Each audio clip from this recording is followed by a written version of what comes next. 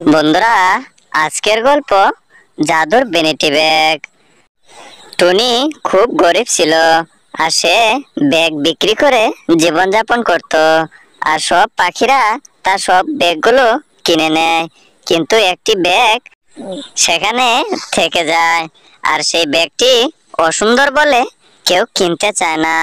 কিছুক্ষণ পর তার ছানা আসে আর এসে বলে, মা, আমার স্কুল ব্যাগটি ছিঁড়ে গেছে, তুমি আমাকে এই ব্যাগটি দিয়ে দাও, আমি এই ব্যাগটি নিয়ে স্কুলে যাব।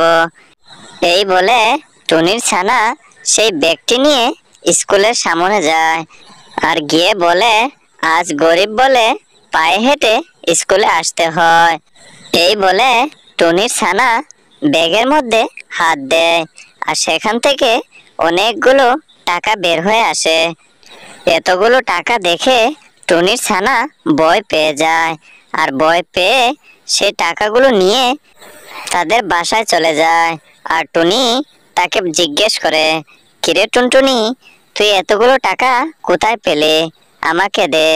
এই বলে টুনি তার কাছে টাকাগুলো নিয়ে নেয় আর বলে, তোর এই ব্যাগটি নিতে হবে না, আমি তোকে একটি নতুন ব্যাগ কাল থেকে দিয়ে দেব। এরপর টুনি ভাবে, এই ব্যাগটি মনে হয় জাদুর ব্যাগ, আমি বরং কিছু চেয়ে দেখি।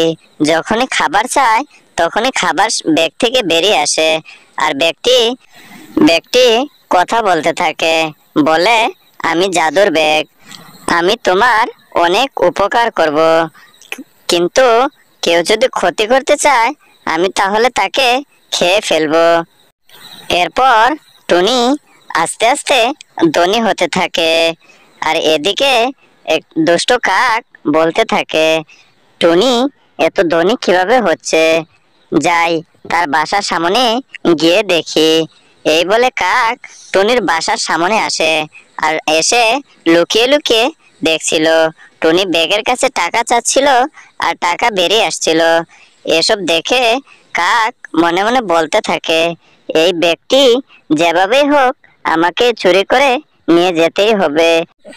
এই বলে কাক সেখান থেকে চলে যায়। পরের দিন টুনি বাসায় না থাকায় সেখানে সে আসে আর এসে জাদুর ব্যাগটি চুরি করে নিয়ে যেতে চায়। তখনই ব্যাগটি তাকে খেয়ে ফেলে। টুনি যখনই বাসায় আসে তখনই ব্যাগটি বলতে থাকে, দুষ্ট কাক এসেছিল, আমি তাকে গিলে খেয়ে ফেলেছি। কাকটি ছিল লোভী এবং অহংকারী, তার উচিত শিক্ষা দিয়েছি।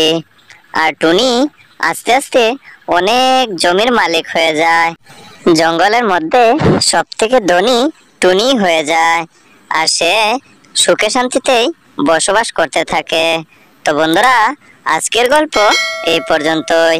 আরো সুন্দর সুন্দর গল্প পেতে আমাদের চ্যানেলটি সাবস্ক্রাইব করে রাখো।